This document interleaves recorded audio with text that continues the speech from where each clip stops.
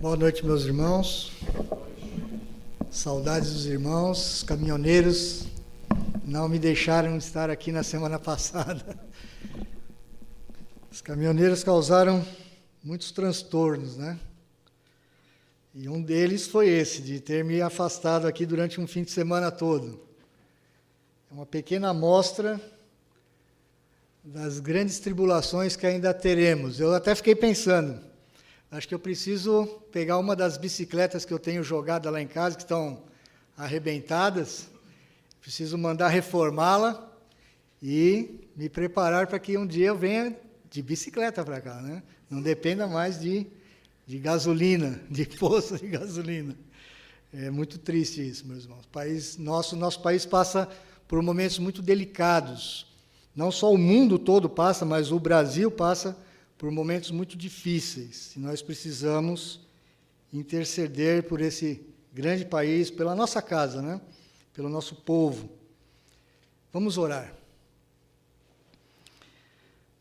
Santo e eterno Deus e Pai, nós rendemos glórias, honra e louvor ao Teu nome.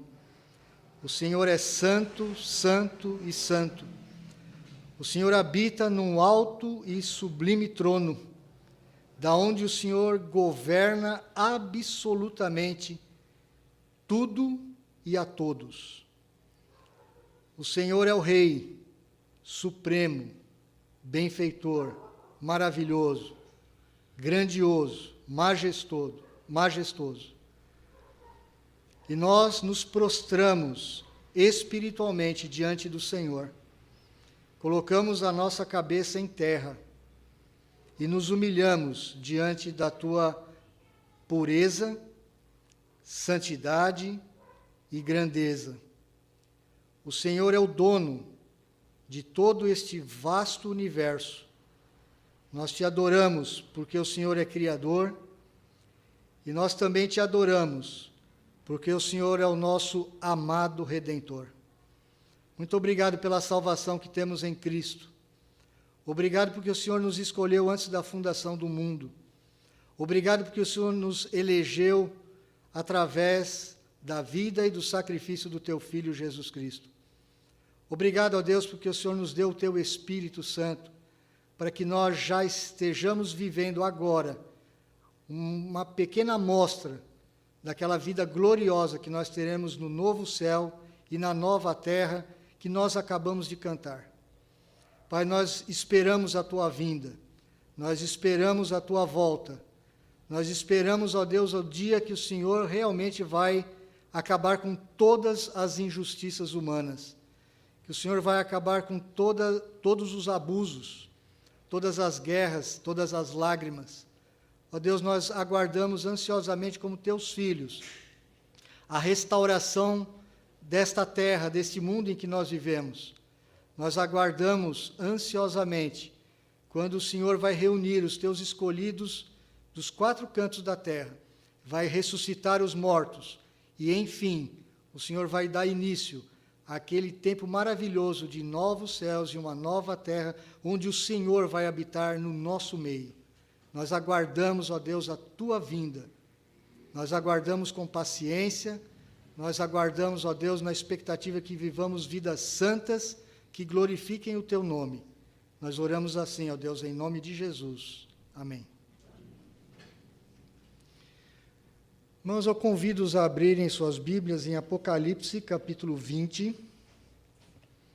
versos de 11 a 15. Apocalipse, capítulo 20, versos de 11 a 15.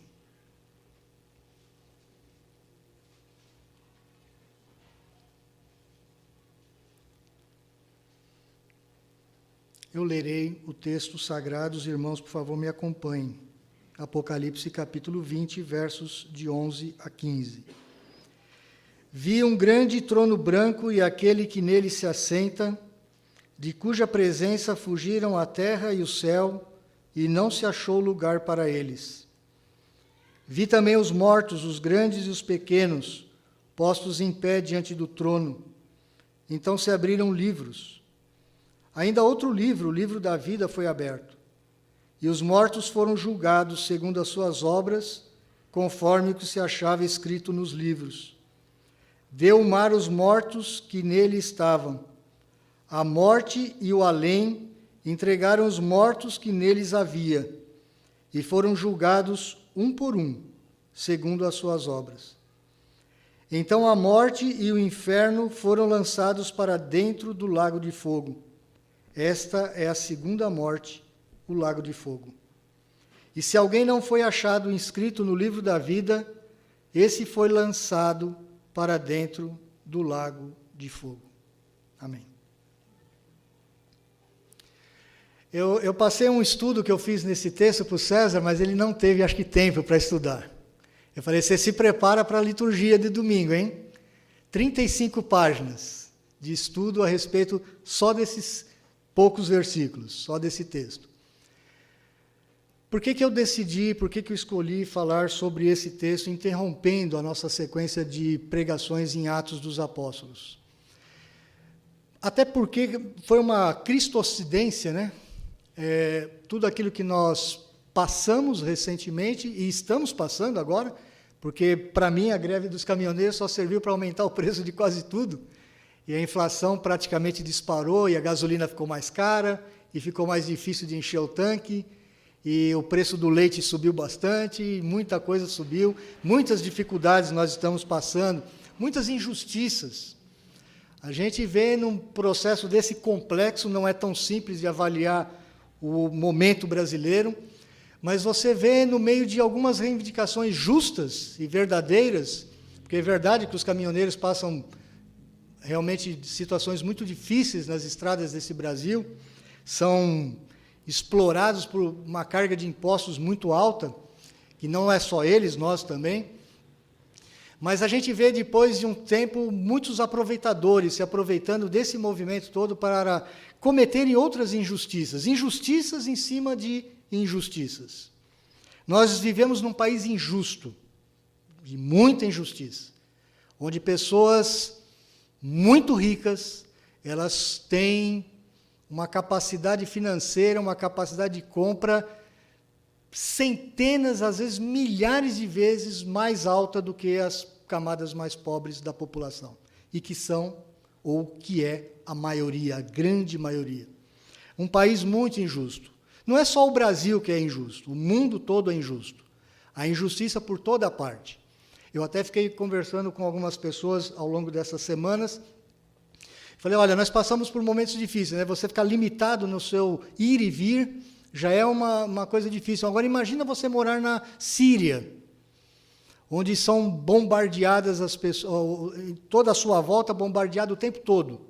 E você não tem mais casa para voltar. Você não tem um hospital, você não tem uma escola, você não tem nem a sua família mais, as famílias são desintegradas. Então, são momentos difíceis, dificuldades pelas quais nós passamos. Você já deve ter passado injustiças na sua própria vida particular. Quanta injustiça você talvez sofreu do cônjuge, de um pai, de um filho, de um colega, de um patrão? Injustiças talvez tenha passado até mesmo dentro da igreja. Todos nós somos humanos, somos passíveis de cometer injustiças. A Bíblia fala que nós somos pecadores e nós cometemos essas injustiças e sofremos injustiças. E eu quero falar hoje, meus irmãos, a respeito de um tema chamado a justiça tarda, ou a justiça não tarda e não falha. Você já deve ter ouvido aquela célebre expressão, né? A justiça tarda, mas não falha. Mas eu quero falar para vocês hoje a respeito de uma justiça, a justiça divina, que nem tarda e nem falha. Nem tarda e nem falha. Precisamos ouvir essa pregação hoje, meus irmãos, porque vivemos um mundo de injustiças, mas nós, como crentes, também temos cometido muitas injustiças. Muitas injustiças. Esse texto nos diz que um dia, na volta do Senhor Jesus Cristo, na sua segunda vinda, ele vai vir com grande poder. Ele não vai vir mais como aquele homem simples da Palestina, ele vai vir como o guerreiro, como o poderoso rei. Esse dia está marcado no calendário de Deus. E o verso número 11, ele nos dá a primeira parte desse texto. Ele fala do estabelecimento desse dia de julgamento, o famoso dia do juízo final. Diz assim o verso 11: vi um grande trono branco, e aquele que nele se assenta, de cuja presença fugiram a terra e o céu, e não se achou lugar para eles. Essa expressão grande trono, ela aparece em outros lugares da Escritura, e também às vezes aparece trono branco. Mas aqui é a primeira vez que aparece a expressão um grande trono branco. Essa expressão, dentro de todo o estudo bíblico, ela significa que Deus é muito grande, Ele é muito majestoso, esse vai ser um dia muito especial, esse vai ser um dia raro, ele vai ser um dia único, ele vai ser um dia onde a terra, os céus, vão ser todos abalados. Vai ser um dia de grande decisão, vai ser um dia de muita importância. Grande porque está ligado à própria grandeza do Deus que se assenta sobre o trono. A sua própria magnitude, a sua própria majestade, a sua própria glória. E branco porque ele é santo, porque ele é perfeito, porque ele é puro. No livro de Apocalipse você vai ver muitas vezes a palavra branco. Jesus mesmo, ele tem cabelos brancos, essa é a descrição dele no começo do livro. Jesus, ele vem montado em cavalos brancos, ele vem com anjos vestidos de brancos, os salvos, os crentes, vestirão roupas brancas. Toda a simbologia de Apocalipse, ao falar de branco, está apontando para a pureza de Deus, para a santidade de Deus. É esse trono que vai ser estabelecido. Deus vai estabelecer um grande trono branco. Esse trono vai ser estabelecido na terra. Embora João esteja tendo uma visão celestial, ele está olhando para coisas que o anjo do Senhor está abrindo para que ele veja nos céus. Ele vê visões, ele vê símbolos de coisas que vão acontecer ainda nessa terra. Por que João escreve o livro de Apocalipse? Ele escreve por volta do ano 95, 96 da nossa era, um dos últimos livros realmente a serem escritos da Escritura. A igreja passa por uma grande tribulação, uma grande perseguição. Vocês têm acostumado a ouvir aqui eu falando, quando estamos pregando em Atos, que vira e mexe a igreja passa por uma tribulação, principalmente por parte dos judeus, ou por parte de algumas autoridades gentílicas. Mas são perseguições esporádicas, são perseguições momentâneas, localizadas. Nesse momento que João escreve o seu livro, a igreja cristã estava sendo morta aos montes. O imperador na época era Domiciano. Domiciano, ele foi um dos imperadores que exigiu adoração à sua pessoa enquanto vivo. Os imperadores romanos, eles exigiam adoração, mas aos imperadores mortos. Nessa época, a dinastia de Domiciano, ela exigia a adoração deles enquanto vivos. Eles tinham que ser adorados publicamente. Muitos crentes estavam sendo mortos porque se recusavam a adorar a figura do imperador. Havia uma outra parte da igreja cristã, meus irmãos, que ela estava sendo tentada a fugir das dificuldades, das tribulações, da morte, adotando o estilo de vida dos romanos. O Império Romano era um império muito poderoso, muito rico, de muita ostentação, de muito conforto. Havia muitas cidades muito ricas no Império Romano e que tinham um padrão de vida muito elevado. Muitos crentes estavam sendo tentados para se livrar daquela tribulação, para se livrar da perseguição do império, a adotar os princípios do próprio império. Eles estavam sendo tentados a comprar aquela forma de encarar o comércio, de encarar as riquezas, os prazeres, a sexualidade, os relacionamentos, o divórcio, a homossexualidade, que era tão latente no Império Romano na época. A igreja cristã passava por momentos muito difíceis nessa época, meus irmãos. A perseguição aqui não era só restrita a uma parte do império, ela estava espalhada por todo o império. Vocês sabem dos filmes, e é verdade isso, não é só uma obra de ficção dos filmes, os relatos históricos são esses, muitos crentes eram levados para as arenas, para serem mortos por leões, mortos por soldados. O momento que a igreja passava aqui, meus irmãos, era de muita aflição, de angústia, muito superior, infinitamente superior ao que nós passamos num momento ou outro aqui no nosso Brasil. Hoje a Vivian, na parte da manhã, estava ensinando as crianças a respeito de perseguições que nós temos da igreja cristã em alguns locais do mundo hoje. E ela nos falou assim, nós precisamos orar por aqueles irmãos que estão passando por esses momentos de tribulação. Sabe, Vivian, toda vez que eu leio o Apocalipse, toda vez que eu estudo o Apocalipse, toda vez que eu olho para a história da igreja, eu fico me perguntando, será que nós realmente devemos estar orando por aqueles irmãos que hoje estão perdendo as suas vidas por causa de Jesus Cristo? Ou nós devemos orar hoje pela igreja que está confortavelmente sentada nos bancos do Ocidente, rica, estabelecida, em paz, confortável, mas vivendo vidas medíocres?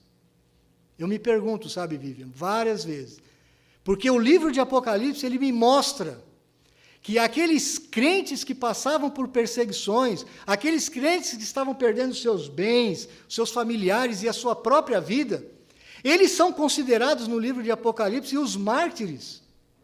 Eles são considerados aqueles que vão estar vivos diante do Cordeiro no trono dos céus. João mesmo tem essa visão. Eu vi os mortos, aqueles decapitados por causa da palavra do Senhor. O próprio João era um presidiário, estava preso na ilha de Pátimos, que era uma ilha que ficava no mar Egeu, a 65 quilômetros a sudoeste de Éfeso, aonde João era pastor. João estava preso numa ilha por causa da palavra de Deus e do testemunho de Jesus Cristo. Essa era a situação de João. Era a situação da maioria dos crentes daquela época. Então eu fico me perguntando hoje, será que realmente eles é que estão passando os piores momentos? Será que realmente eu devo estar orando por eles que estão morrendo por causa do nome de Jesus? Ou eu deveria estar orando por uma igreja acomodada no Ocidente? Uma igreja que inclusive envergonha o nome do Senhor Jesus Cristo. Por qual igreja nós devemos orar? Essa é uma dúvida que vem à minha mente. Esse trono, meus irmãos, ele está fazendo uma figura, um desenho de alguma coisa muito grande, muito santa e muito séria.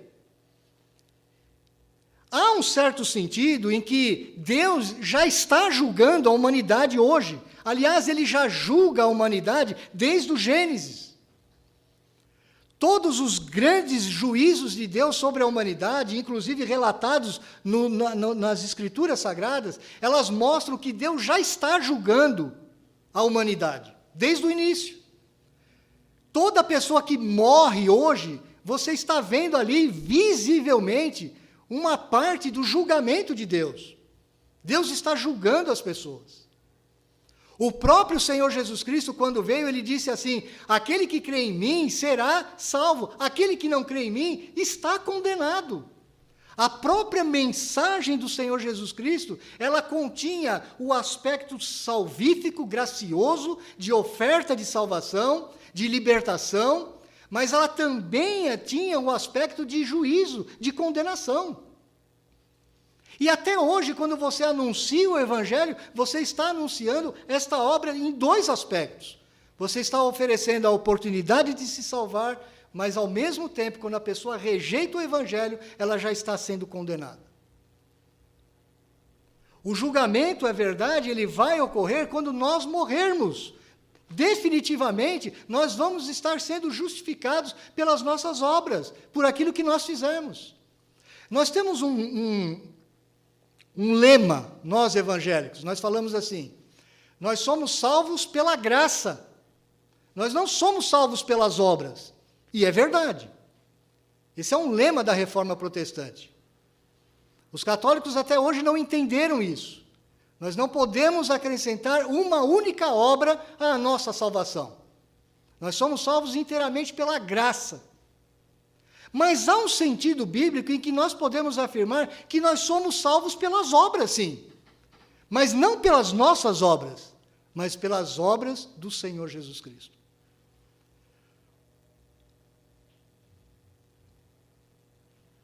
Esse trono, ele é tão majestoso, ele é tão glorioso, ele é tão santo, que diz o próprio versículo 11, ele diz mais. João, ele usa uma expressão aqui, aquele que nele se assenta. Por que ele não usou o nome de Deus?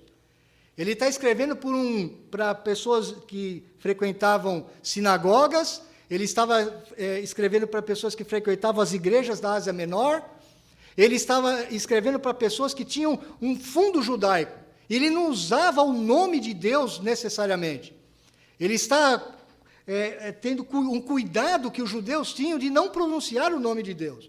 Então, aquele que se assenta no trono, ele está usando termos, inclusive, que eram usados por Daniel, por Isaías, por Ezequiel. Ele está usando termos bastante conhecidos dentro da cultura hebraica da época. Aquele que está sentado no trono, diz o texto, que da sua presença fugiram a terra e o céu, e não se achou lugar para eles. Não é só nesse trecho aqui, mas em outros trechos de Apocalipse, e em Isaías 65:17, nós vamos confirmar que no dia da volta do Senhor Jesus Cristo, também vai haver grandes cataclismas, grandes mudanças na natureza. Nós já sentimos isso hoje. A terra é como se fosse uma mulher que vai estar se preparando para o parto. Não quero te assustar, Lidiane. Mas a terra, ela vive hoje os princípios das dores de parto, até nascer uma nova era, até nascer um novo céu e uma nova terra. A terra que sempre presenciou o pecado humano, a terra que sempre foi testemunha da loucura do homem, tentando viver longe de Deus, independente de Deus, de forma autônoma. Essa terra, ela vai fugir da presença do Senhor. Porque esses céus, essa terra que nós conhecemos, eles vão ser transformados. Em Pedro fala que os elementos dos céus se desfarão abrasados. As estrelas cairão do firmamento. De certa forma, nós já vemos alguns sinais disso ainda hoje acontecendo, mas ainda não é o fim. Estamos longe do fim.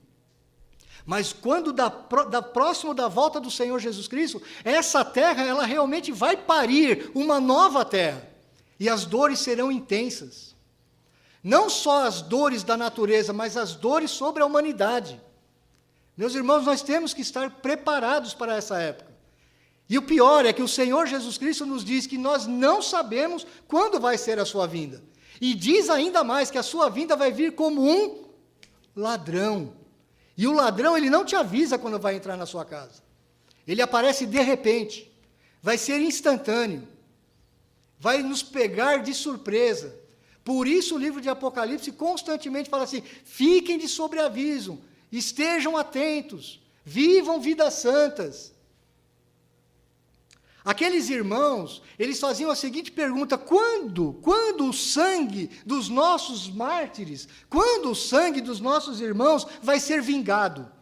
Quando Deus vai vingar todas as injustiças do mundo? Esse era o clamor. Essa era a dúvida. Nós estamos no ano 95, 96, já se fazia mais de 60 anos que o Senhor Jesus havia ressuscitado.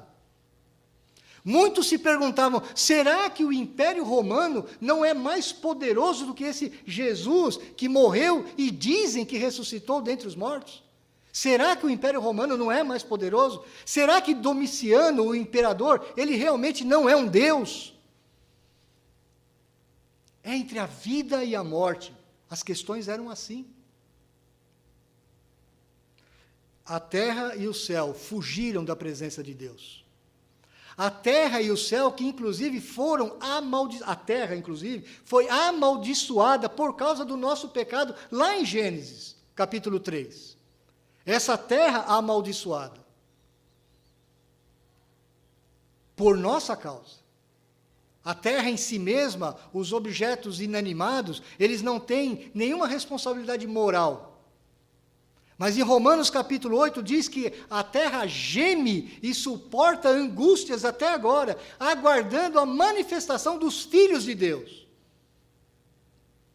A própria terra, ela está angustiada, fisicamente, os elementos da natureza, eles estão aguardando a manifestação dos filhos de Deus, que só vão ocorrer quando o Senhor Jesus Cristo voltar e estabelecer esse trono de julgamento, esse trono de justiça. João vê no céu, está armado, então, esse grande trono branco. Grande trono branco. Não se esqueça mais dessas palavras. Não se esqueça mais do que significam essas palavras, essa simbologia, no livro de símbolos que é o livro de Apocalipse. Haverá um dia que será estabelecido um trono absolutamente perfeito de justiça, meus irmãos. E esse julgamento de Deus não é parecido nem um pouco com os julgamentos que nós temos nos tribunais humanos. Por quê? Porque num tribunal humano, o juiz, ele é um representante do Estado ou da nação onde ele trabalha. O juiz, ele tem uma constituição acima dele. E ele é colocado como um mediador entre partes, que de alguma forma quebraram uma parte da Constituição. E o juiz, ele vai usar todo um sistema judicial para investigar a vida daqueles que estão sendo condenados ou estão sendo acusados. Haverá investigação, isso no julgamento humano. Mas no julgamento de Deus não há investigação. Deus já sabe de todas as coisas. Ele não precisa de livros para anotar, porque ele pode esquecer daquilo que nós fazemos com a nossa vida. A Bíblia diz que Deus conhece os nossos pensamentos antes mesmo de eles se formarem. Antes de você proferir uma palavra, Deus já sabe o que vai sair da sua boca. Deus conhece o teu coração de forma que você mesmo não conhece. E Ele tem guardado tudo isso. Ele não falha, ele não tem Alzheimer. Ele não tem lapso de memória. Deus sabe de todas as coisas, meus irmãos. Esse julgamento, na verdade, ele não vai ser um julgamento para investigação de causas, investigação de méritos ou deméritos. Esse julgamento só vai ser para estabelecer a sentença e para que o próprio Deus seja glorificado. Esse é o grande objetivo do julgamento final. O julgamento final tem essa característica de glorificar a Deus, mostrando como Ele foi gracioso em salvar alguns, e como Ele foi justo ao condenar a maioria. O julgamento, ele tem como alvo glorificar o nome do próprio Senhor Jesus Cristo, que vai estar assentado nesse trono para julgar. Você vai encontrar vários versículos na Bíblia falando de Deus como juiz ou de Cristo como juiz. E às vezes a gente pode ficar até em dúvida, mas quem será que vai julgar? É Deus o Pai ou é o Filho? Não é o Filho, mas o Filho julga porque o Pai julga através dele. Esse é o grande juiz, santo, perfeito, que vai ser glorificado nesse dia do juízo. A partir do verso 12, a gente vai ver a segunda parte desse tema. O trono está estabelecido, o Senhor sentou-se no seu trono, a terra e os céus fugiram da presença do Senhor por vergonha, por causa do pecado da humanidade, e agora sim, nós vamos saber quem que vai ser julgado. como vai ser julgado e quais são as sentenças. O que vai acontecer? Verso 12 ao verso 15. Eu vi também mortos, os grandes e os pequenos, postos em pé diante do trono. Então se abriram livros. Ainda outro livro, o livro da vida, foi aberto. E os mortos foram julgados segundo as suas obras, conforme o que se achava escrito nos livros. Deu o mar os mortos que nele haviam, ou que nele estavam. A morte e o além entregaram os mortos que neles havia, e foram julgados um por um, segundo as suas obras. Então a morte e o inferno foram lançados para dentro do lago de fogo. Esta é a segunda morte, o lago de fogo.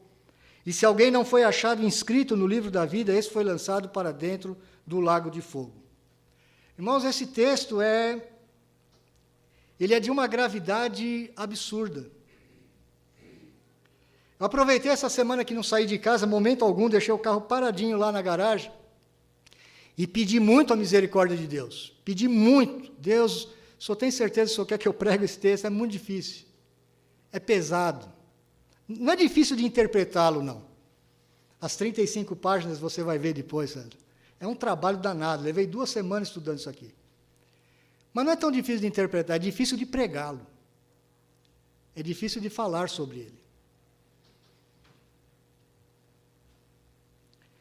No capítulo 19 de Apocalipse, você vê outros personagens sendo julgados. Você vê a grande meretriz, o sistema sedutor do mundo, que seduz a igreja do Senhor, que seduz a humanidade como um todo, que tem cativa toda a humanidade. Ela é julgada no capítulo 19. Lá também é julgada as 2 bestas, ou a grande besta e o falso profeta, ou o anticristo e o falso profeta, como você achar melhor. Os representantes de Satanás também são julgados no capítulo 19, e eles são jogados no lago de fogo também. Daqui a pouco eu explico o que é o lago de fogo. No capítulo 20, nós temos o dragão, Satanás, ele já foi jogado no lago de fogo.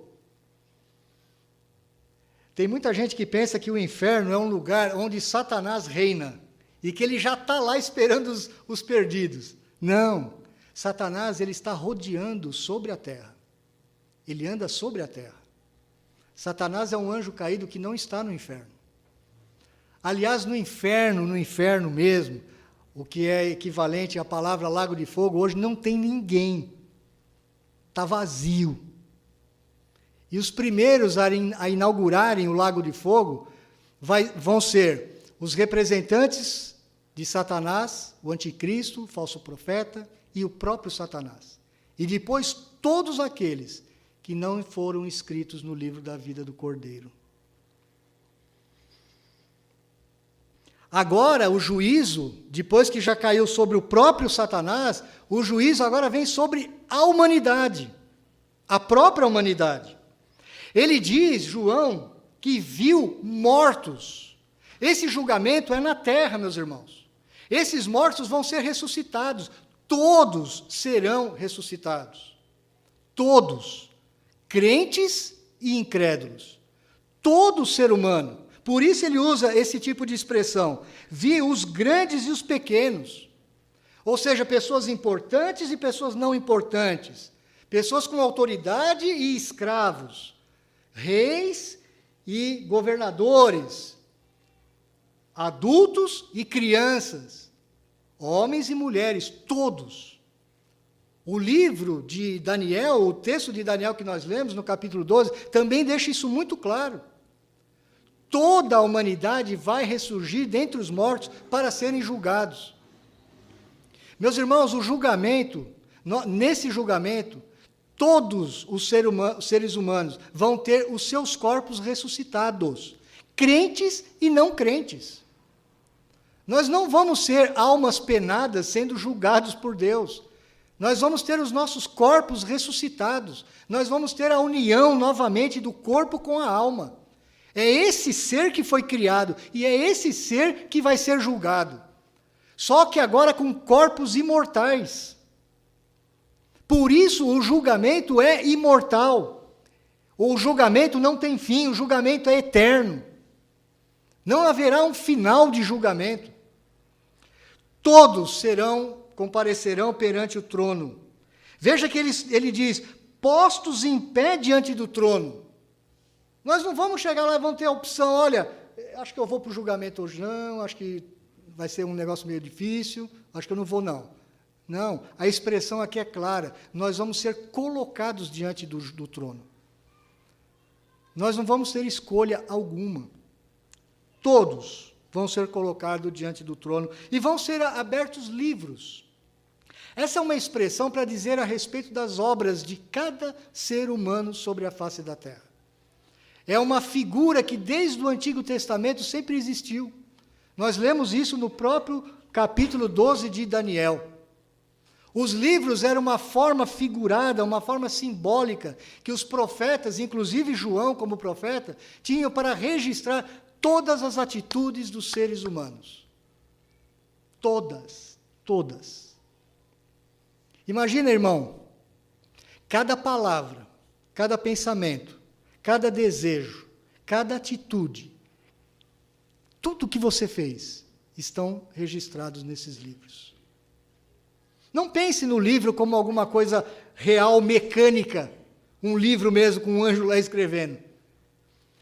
A ideia é que Deus não precisa realmente ter alguém para lembrá-lo daquilo que nós fazemos ou não. A ideia é que tudo que nós fizermos é levado em conta. Tudo que fizermos. Esses livros vão ser abertos. Mas diz o próprio verso 12 que ainda há um outro livro, um livro à parte, chamado o livro da vida, que também de Apocalipse nós sabemos que é o livro da vida do Cordeiro que foi morto antes da fundação do mundo. Meus irmãos, isso significa o seguinte: pelas obras, pela nossa própria vida, todos nós estaríamos condenados, todos nós, todos nós. Por isso que todo o sistema religioso sobre a face da terra, que acrescenta a obra humana como algo que você pode adicionar à graça de Deus para a salvação, é uma blasfêmia e um engano, uma grande mentira. Pelas obras, meus irmãos, nenhum de nós seríamos salvos. Todos seríamos condenados ao lago de fogo. Todos. Você pode ter tido a vida mais bela. Você pode ter sido chamado até de santo. Você pode ter sido chamado até de mártir. Você pode ser chamado do que você quiser. Mas diante de Deus, os livros, todos, condenam a cada um de nós. Cada um de nós. Nós estamos condenados pelas nossas boas obras. A Bíblia fala, meus irmãos, que as nossas melhores obras, Isaías usa essa comparação, elas são comparadas a trapos de imundícia. E eu vou ter que explicar isso para você, embora seja desagradável. Lá na antiguidade, não existia os absorventes higiênicos das mulheres como nós conhecemos hoje. As mulheres usavam panos. Aliás, eu vi a minha avó com esses panos. Não existiam os absorventes. Quando a Bíblia fala que as nossas melhores obras, elas são como trapo de imundícia, elas estão falando, olha, o melhor que você faz é considerado, naquela cultura hebraica, os panos das regras das mulheres, os panos da menstruação. Ou, tinha um outro aspecto, os leprosos, eles eram cobertos com panos. Então, as feridas dos leprosos eram cobertas com aqueles panos imundos. Para o judeu, aquilo era a coisa mais imunda que poderia existir. Você sabe disso. Quando a Bíblia fala que compara as nossas melhores obras com esse tipo de pano, ela está falando assim, meu irmão, o que você fizer de melhor na sua vida, não pode comprar a sua salvação. Não vai agradar a Deus. Você só pode agradar a Deus através da obra de Jesus Cristo. Por isso que o Pai diz, você quer me agradar? obedeça ao meu filho, dê ouvidos a ele, creia nele, siga-o. O único ser humano que viveu sobre essa face da terra, o único, não tem um segundo, que foi realmente salvo e justificado pela sua própria vida, foi o Senhor Jesus Cristo. Todos os outros foram pecadores, miseráveis, condenados ao inferno. Todos, sem exceção.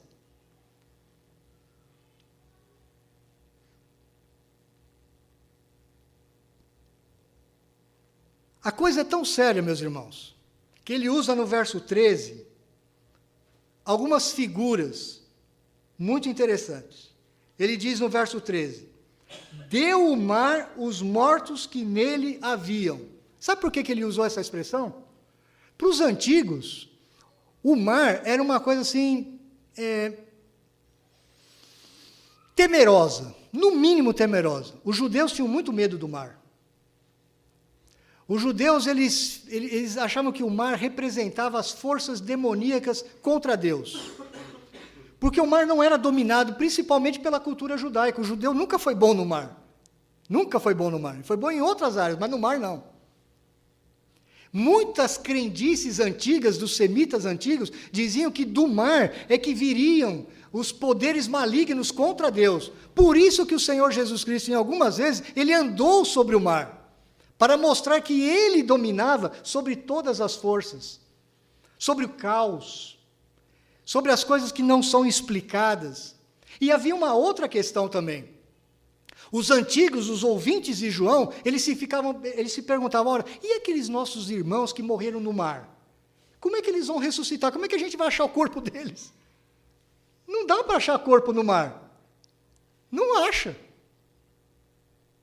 Então, era um medo que eles tinham. Como é que nós vamos ser ressuscitados se muitos que a gente conhece morreram no mar?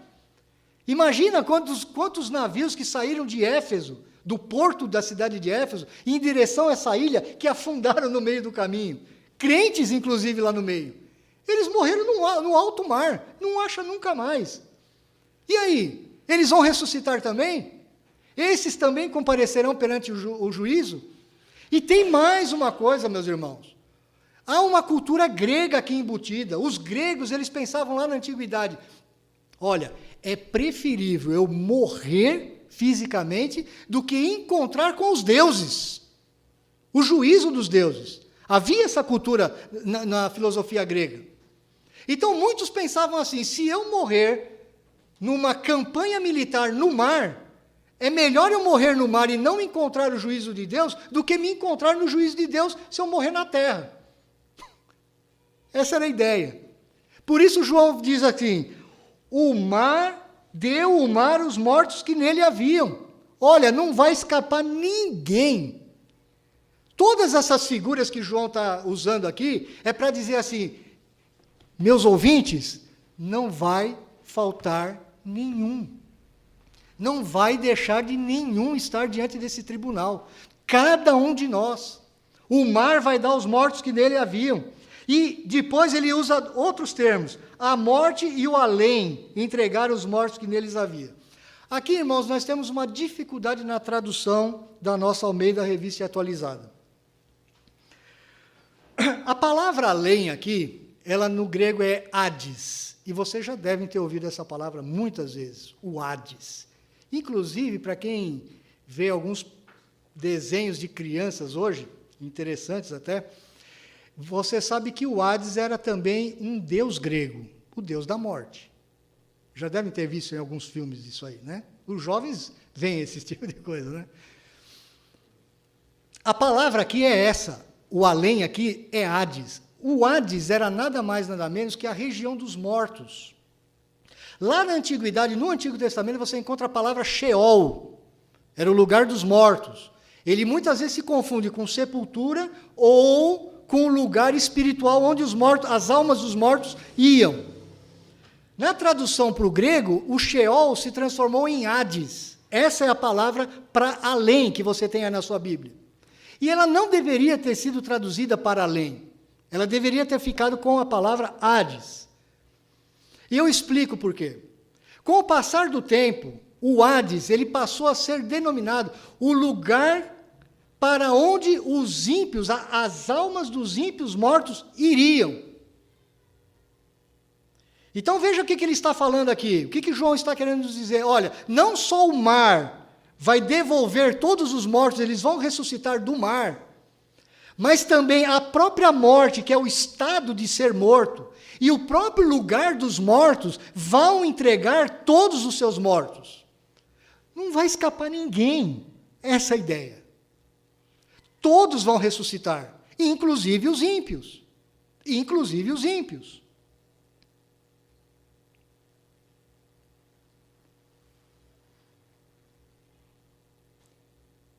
E no final do verso 13 ele novamente repete: e foram julgados um por um, segundo as suas obras. Todos serão julgados pelas suas obras. Veja no verso 14, a outra dificuldade de tradução aí. Você está vendo quando começa escrevendo aqui, ó, então a morte e o inferno foram lançados para dentro do lago de fogo? E inferno aí, sabe qual que é a palavra? Hades, de novo. O tradutor aqui não foi feliz. Não foi mesmo. Primeiro que ele não deveria ter traduzido essa palavra, nem para além e nem para o inferno. Porque o verdadeiro inferno ainda não é esse. Esse é o estado intermediário, onde os mortos estão, os ímpios. Os crentes não estão no Hades mais. Os crentes estão no paraíso, ou no seio de Abraão. Estão no céu. São termos que o Novo Testamento utiliza para as almas dos crentes. Então, o crente, quando morre hoje, ele já está na presença do Senhor Jesus Cristo, mas não com o corpo ressuscitado. Esses crentes que morreram, irmãos nossos, amigos nossos, eles também vão ressuscitar com novos corpos, corpos glorificados. E também nós vamos comparecer diante desse trono. Todos, não há exceção nenhuma. Isso é que João está querendo nos mostrar aqui, através de várias figuras, através de vários símbolos. Então, novamente ele diz, a morte e o Hades é a mesma expressão. Aliás, essa expressão morte e Hades, ela é muito comum na Escritura. Quando ele menciona a morte, normalmente, nem sempre, mas normalmente, ele menciona o Hades junto. O que é isso? É uma figura de linguagem. É o estado de estar morto no local que está morto. Ou seja, não tem escapatória. Não tem para onde fugir. Não tem exceção. Aqui é a regra que não tem exceção nenhuma. Eles foram lançados para dentro do lago de fogo. Se você quer chamar alguma coisa na Bíblia de inferno, é o lago de fogo. Esse é o lago de fogo. Que hoje não tem ninguém lá. Nem Satanás, nem anjo caído nenhum. O lago de fogo é aquele local, simbólico, inclusive na Escritura, onde as almas ressuscitadas dos perdidos estarão por toda a eternidade. Por toda a eternidade. Com corpos ressuscitados, com corpos que não vão morrer mais. Essa expressão lago de fogo, ela aparece algumas vezes na Bíblia. Apareceu no capítulo 19, apareceu no comecinho do capítulo 20. O próprio Senhor Jesus, ele usou essa palavra muitas vezes. Ele falava o fogo inextinguível. Ele falava sobre Guiena, que é uma outra palavra que também está relacionada com o lago de fogo, que era o Vale de Inom, onde era tipo de um lixão em Jerusalém, onde eles jogavam lixo e o fogo estava sempre queimando. Então, eram simbologias que o próprio Senhor Jesus utilizou para mostrar o estado da morte eterna. E o que é essa morte eterna? É a separação definitiva da presença graciosa e bondosa do Deus Todo-Poderoso. No próprio verso 14, no final do verso 14, ele explica isso, ele dá nome. Esta é a segunda morte, o lago de fogo. Por que segunda morte? Porque o ímpio já teve a primeira morte, que é a morte física. O sentido de morte na Bíblia, meus irmãos, é nada mais, nada menos do que separação, nunca de extinção. Não existe no conceito bíblico extinção, deixar de existir, não existe isso. Morte é a separação entre o corpo e a alma. É isso que cada um de nós aqui vai sofrer um dia. Nós vamos ter uma separação entre o nosso corpo e a nossa alma. Isso é morte. Mas há um outro sentido que a Bíblia fala, a morte espiritual. Um ímpio hoje, mesmo vivo, mesmo andando pelas ruas aqui, mesmo andando de moto, mesmo andando de carro, ele está morto espiritualmente. Significa que ele está separado da presença graciosa de Deus. Ele não tem comunhão com Deus. Ele não conhece a Deus e nem o evangelho do seu filho. Mas a segunda morte é pior do que isso. Porque ela é um momento que não vai ter mais volta, é a morte eterna, vai estar para sempre, por toda a eternidade, longe da presença graciosa de Deus. Por que eu falo longe da presença graciosa e não falo simplesmente longe da presença de Deus? Porque Deus, Ele está em todo lugar, inclusive Ele vai estar no lago de fogo de forma justa, com a sua justiça, com a sua ira, por toda a eternidade. Quando em Romanos fala que a ira de Deus está sobre a humanidade hoje, é uma realidade, meu irmão. Então, na verdade, hoje, toda a humanidade ela já está experimentando um julgamento. A ira de Deus está sobre toda a humanidade. Romanos nos fala isso claramente. Só que ele faz um oferecimento de rendição. Rendam-se. Entreguem a sua vida ao Senhor Jesus Cristo como seu único Senhor e Salvador. Ele agora é o seu advogado. Agora ele é seu advogado, mas um dia ele vai ser o juiz. E nesse dia não vai ter mais como você se arrepender. Porque no dia que você morrer, a sua vida está, a sentença sobre a sua vida está decidida.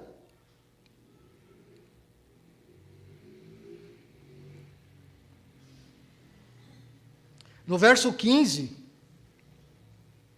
ele novamente fala sobre o lago de fogo, só que agora ele acrescenta algo aqui interessante. E se alguém não foi achado inscrito no livro da vida, esse foi lançado para dentro do lago de fogo.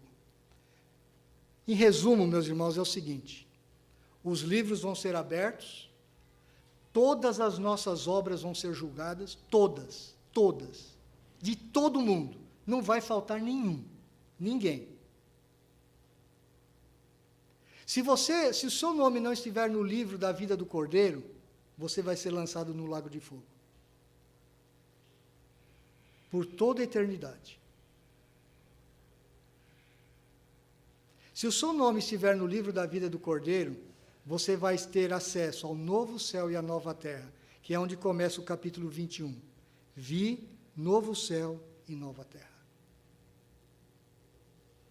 No novo céu e na nova terra, que vão ser rejuvenescidos, que vão ser restaurados, nós vamos morar com um corpo ressuscitado e um corpo que nunca mais morrerá.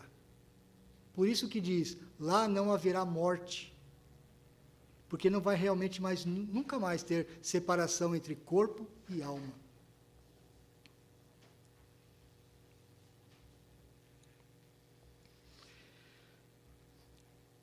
Meus irmãos, essa mensagem, ela não é popular hoje em dia, e nem agradável de se ouvir, e nem de se pregar.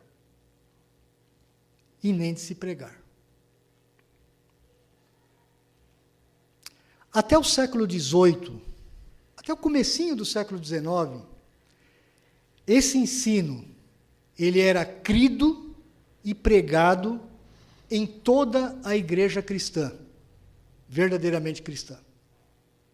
A partir do século XIX, com a entrada do humanismo filosófico, o humanismo prático, muitos teólogos começaram a querer achar um jeito de dar um nó no texto. A gente tem que dar um jeito nesse texto. Esse texto é duro demais.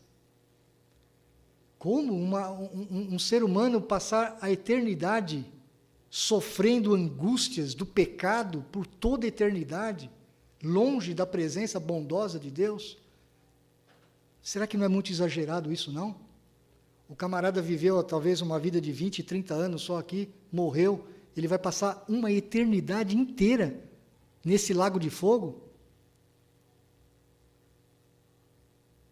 Só que esses teólogos, eles esqueceram alguma coisa simples, mas ao mesmo tempo muito profunda.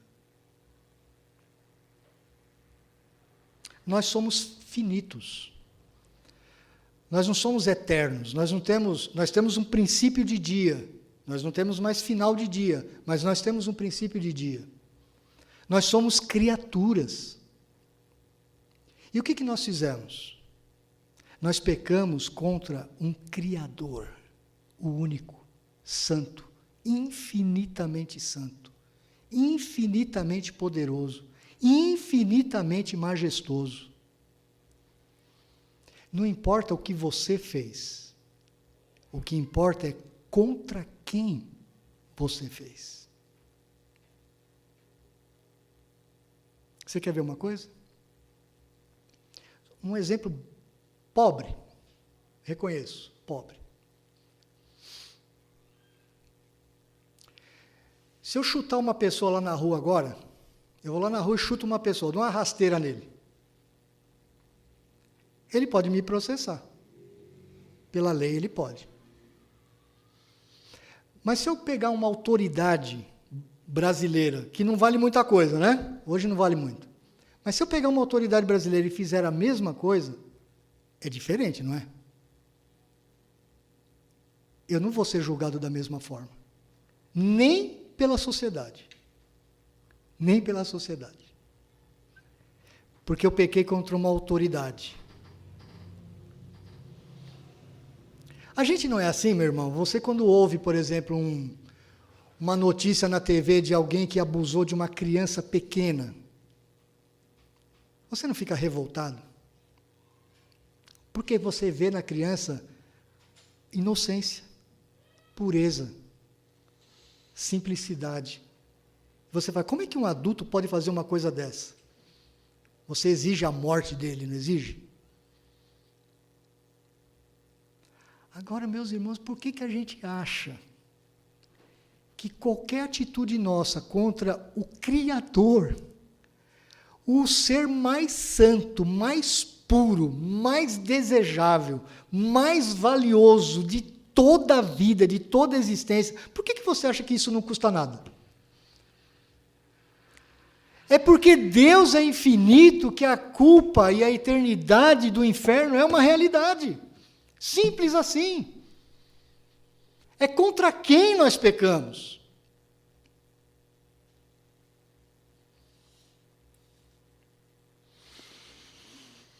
Meu irmão, algumas aplicações práticas para nós hoje.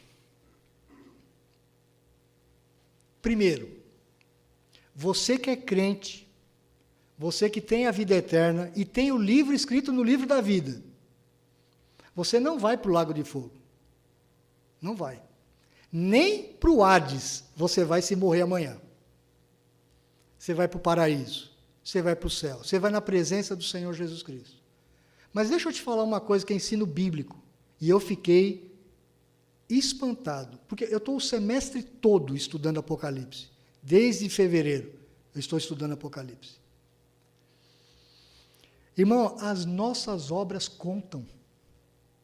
Mesmo como crentes. O que você faz, Deus vai levar em consideração. Não para a sua perdição, mas para você ter galardão. O que você faz nessa vida, meu irmão, conta muito, mas muito mesmo. É muito importante. O que você pensa, o que você fala, o que você deseja e as suas atitudes. Não pense que porque você está coberto pelo sangue do Senhor Jesus Cristo, o que você faz não tem importância para Deus. Não é verdade. Não é verdade. Agora, para você que talvez não tenha certeza que seu nome esteja escrito no livro da vida. Se eu fosse você, eu chorava muito hoje. Muito. E buscava de Deus misericórdia. Misericórdia. Misericórdia. Isso é sério, meu irmão. Esse ensino está na Bíblia toda. Mas Apocalipse 20, dos versos 11 a 15, é o ápice. É o ápice. Porque dali para frente vem novo céu e nova terra. Uma nova criação. Uma nova vida. O estado eterno inaugurado. A partir do verso seguinte. Onde você vai querer passar a sua eternidade? Não é a história da Idade Média, não, meu irmão. Isso é realidade. Isso é a realidade presente. Presente, hoje. O que você vai fazer com a sua vida? Como você vai agir daqui para frente? Quando os ouvintes de João ouviram toda essa mensagem, todo o livro, eles foram consolados. Porque eles olharam para todas as injustiças que eles estavam sofrendo e eles ficaram sabendo, existe um Deus que está olhando cada coisa que acontece na minha vida. Ele vê toda injustiça que alguém fez em cima da sua vida. Tudo. Toda injustiça que você passou na sua vida, meu irmão. Ele vai julgar.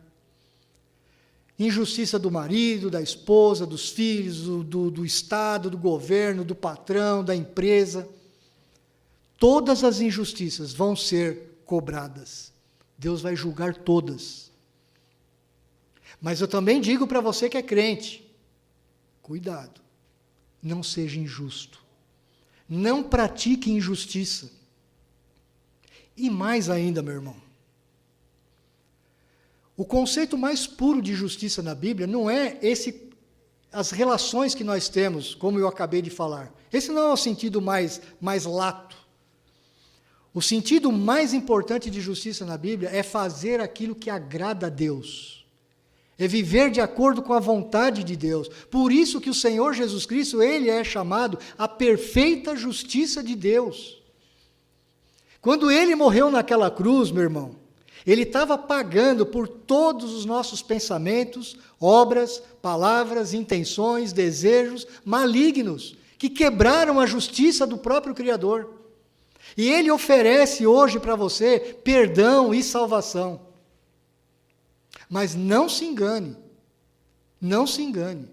Se você não aceitar a rendição que o Senhor Jesus lhe oferece, você vai receber o juízo de Deus por toda a eternidade.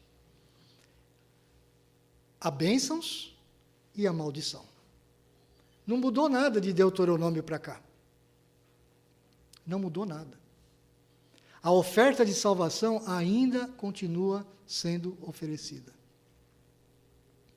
O Senhor Jesus é o único que pode justificar você. Você pode se alegrar nisso, meu irmão. Você pode se alegrar, você pode dizer, por mais que a minha vida não condiz ou não trabalhou dentro da vontade de Deus, você hoje pode ter a sua vida lavada pelo sangue do Senhor Jesus Cristo.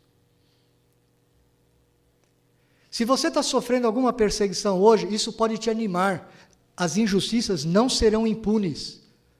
No Brasil pode ser, mas no tribunal do grande Deus, nunca. Nunca. Ela é perfeita. Perfeita. Oremos.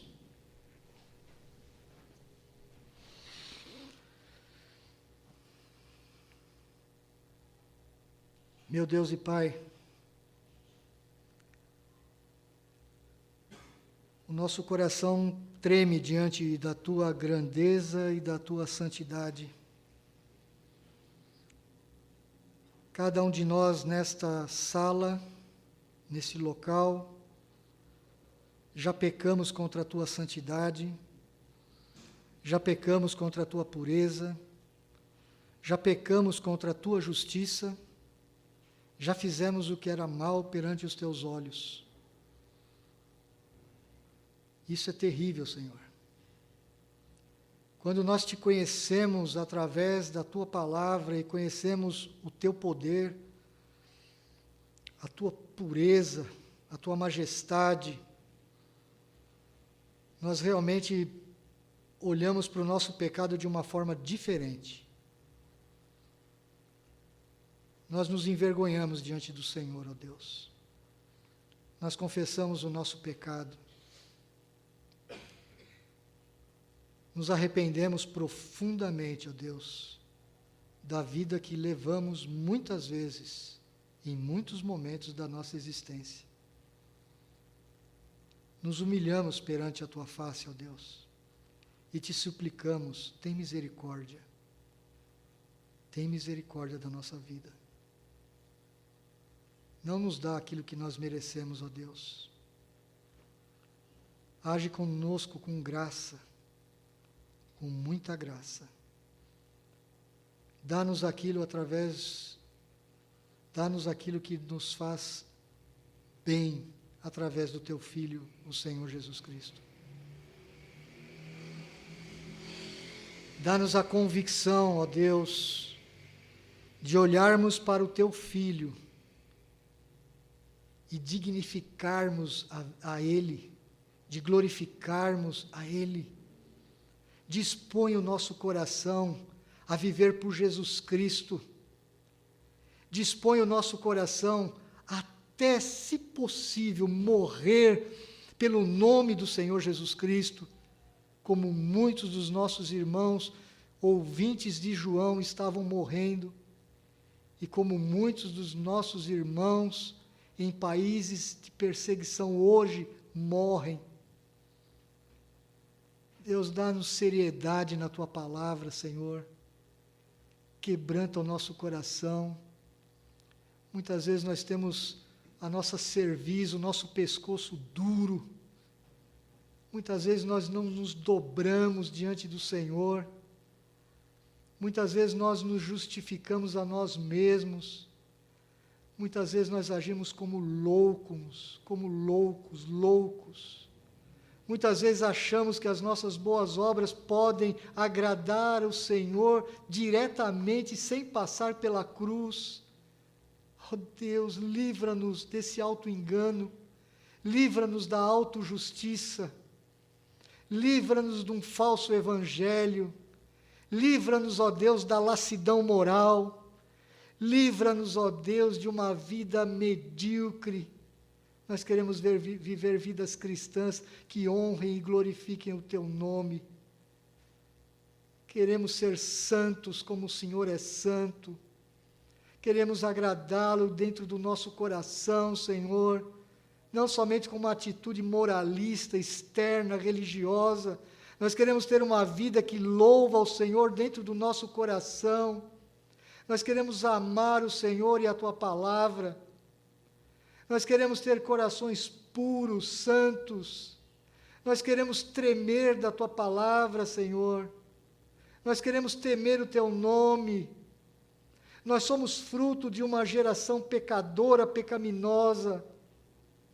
Hoje nós tivemos 3 milhões de pessoas perdidas, exaltando o pecado e ignorando a Tua graça, ignorando o Teu amor. 3 milhões de pessoas perdidas. E quantos simpatizantes, ó Deus, do pecado, se orgulhando de um pecado miserável, nojento. Deus, e nós como igreja, Deus, vivendo vidas medíocres, pobres. Deus, tem misericórdia da nossa vida, ó Deus. Não nos deixe iludir pelo brilho do Império Romano que está hoje ao nosso redor.